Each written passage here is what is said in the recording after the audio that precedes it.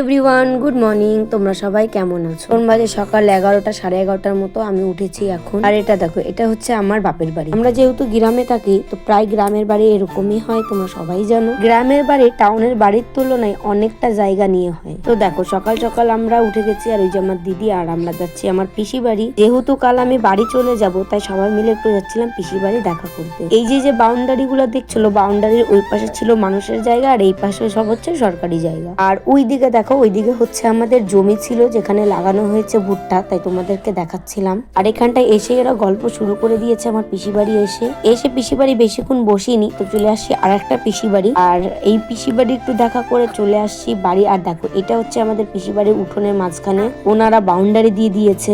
আসা যাওয়া করতে জানো তো অনেকটা অসুবিধা হয়, অনেকটা বলতে অনেকই অসুবিধা হয়। যেহেতু পিসিরা পাকা বাড়ি করেছে, তাই এখান থেকে যাওয়ার মতো আর উপায়ও নেই। দেখো, এদিকে বাড়ি এসে আমি সোয়েটার খুলে একদম চলে যাচ্ছিলাম বড়ই পারতে। আর এবার তেমন করে আমার বড়ই মাখা খাওয়া হয়নি, যার কারণে দিদিকে বললাম, তো দিদি বললো চল বড়ই পেরে আনি। আর এই যে রাস্তাটা দেখছো, এটা হচ্ছে আমাদেরই রাস্তা। আর এদিকে দেখো, আমরা চাষ করেছি। কি চাষ করেছি বলতো?